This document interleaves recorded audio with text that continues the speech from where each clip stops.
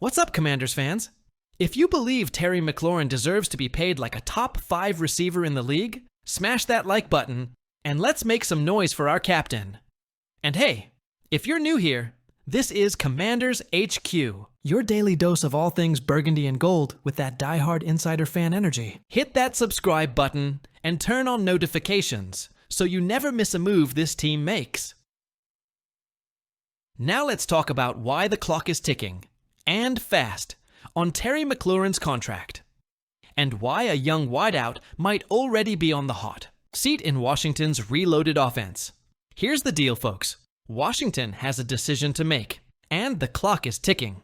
Fans want a new deal for Terry. The locker room knows he deserves it.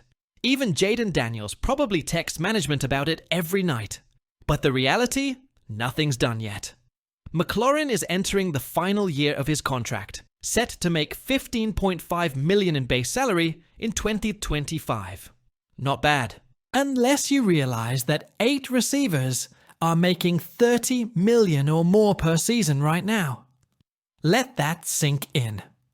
Players like A.J. Brown, Jalen Waddle, and Jamar Chase are cashing in.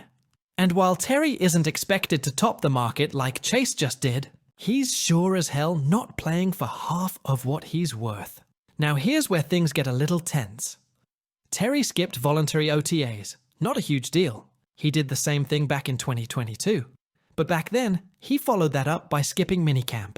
And only showed up after landing a 3-year, $69 million extension. We're 2 weeks out from mandatory minicamp. And if McLaurin doesn't show again, it could signal a looming hold-in. That's when players report but don't participate. A growing tactic for stars seeking new contracts without facing daily fines. Let's not forget, Terry just turned 29. He's posted 5 straight 1,000-yard seasons. He's never missed a game since 2020. And in 2024, he led the team in receptions, yards, and scored a career-high 13 touchdowns. He's Jaden Daniels' go-to guy. Full stop. So why hasn't the deal happened? Some reports suggest the team is hesitant because Terry will be in his mid-30s by the time a potential extension ends. But let's be honest, that's what every top receiver deal looks like nowadays. Deebo Samuel is making more than Terry. DK Metcalf's new deal with the Steelers averages $33 million. Even T. Higgins, the number 2 in Cincinnati, is about to earn over $28 million. Kevin Patra from NFL.com nailed it. The Commanders finally have a quarterback. Keeping your WR1 happy while your QB is still on a cheap rookie deal, it makes too much sense. Plus, Deebo, Gallup, Noah Brown. They're solid. But Terry is the heart of this team's offense. It's time to stop dragging this out. Pay the man, period. But while McLaurin's future is in the headlines, there's another name we need to talk about. Luke McCaffrey. Remember, the Commanders spent a 3rd-round pick on him last year. He got a solid number of snaps as a rookie. But with Adam Peters revamping this WR room, McCaffrey's spot in the pecking order isn't guaranteed anymore. Let's run down the depth chart. You've got McLaurin and Deebo locked in as the starters. Noah Brown brings speed and size. Michael Gallup, who unretired this offseason, wants to prove he's still got something left. And now you add Jalen Lane, a 4th-round rookie with burst and upside who's already getting buzz during OTAs. Suddenly, McCaffrey's role feels murky. Douglas Fritz from Clutch Points didn't hold back. He pointed out that for all the praise McCaffrey got last offseason, it never truly translated on the field. Even with Jaden Daniels under center, a quarterback who made other guys shine. McCaffrey's name rarely popped. The problem? It's not that McCaffrey's bad.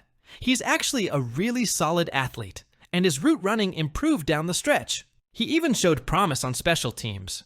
But in an offense this deep, solid might not be enough. According to Fritz, McCaffrey is already out of excuses. That's a tough verdict for a guy in just his 2nd NFL season, but it reflects the urgency of the moment. So here's where we stand. The Commanders have a golden opportunity to lock in their offensive identity. Jaden Daniels is here. The line has been rebuilt. Debo is on board.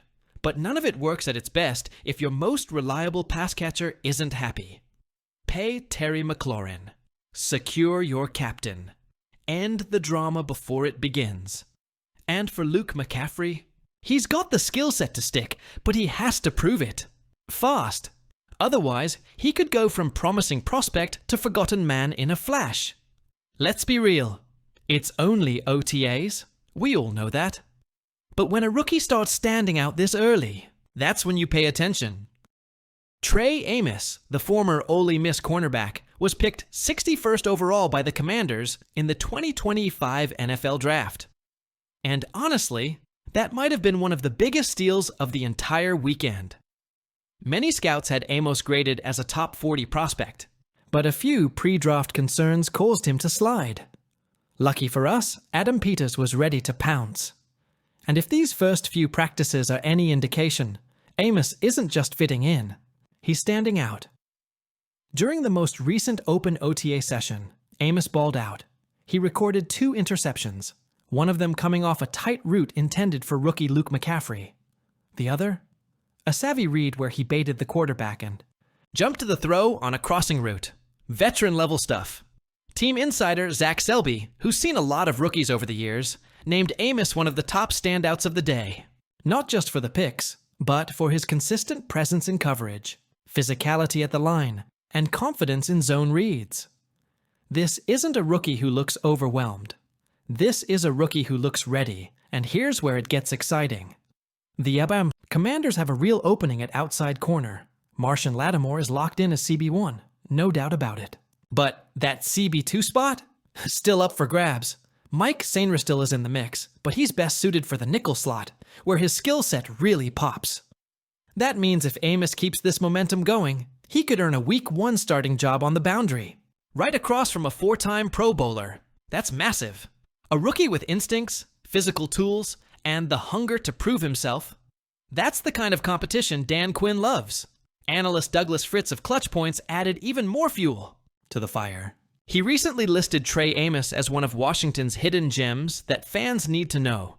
Now why? Because Amos brings exactly what Dan Quinn wants in a defensive back. Aggression, ball skills, and the ability to bait quarterbacks into bad decisions. Here's what Fritz said. Amos can bait the QB, read from across the field, and converge on the ball. He's the kind of aggressive spark that this defense needs. That quote says it all. In Dallas, Quinn's success came from having smart, physical corners who weren't afraid to take risks. Like Trevin Diggs, Amos is cut from that same cloth. He just needs the reps. And guess what? Amos is going to get plenty of reps against elite talent. Because when you're lining up across from Terry McLaurin and Debo Samuel Sr. in practice, you're getting a crash course in covering 2 of the best in the league. Terry's route running, Debo's physicality. They're both going to test Amos in different ways. And if he can hold his own against those guys in Ashburn, he'll be more than ready for Sundays this fall. Dan Quinn knows this. He wants Amos challenged. And there's no better challenge than 2 all-pro caliber wideouts pushing a rookie every snap. Let's not forget, Trey Amos entered this draft cycle with a chip on his shoulder. There were whispers about his reaction time, his consistency in big games, and even his commitment level. But since landing in Washington, he's been all business. He's showing maturity, hunger, and a knack for being around the football. All traits that matter a lot more than combined numbers. That's the kind of rookie you root for. That's the kind of player who thrives under Dan Quinn. Just look at what Quinn did with late-round guys and undrafted DBs in Dallas and Atlanta. If Amos continues on this path, he could be the next big-time corner Quinn builds his defense around. Now, we want to hear from you, Commanders Nation. Should Washington give Terry McLaurin a top 5 wide receiver deal before minicamp? And do you still believe Luke McCaffrey has a future in this WR room? Let us know in the comments. Hit that like button if you're riding with Terry. And don't forget to subscribe for more daily coverage, rumors, trades, and insider analysis. Right here on Commanders HQ. Hail to the Commanders, and we'll see you next time.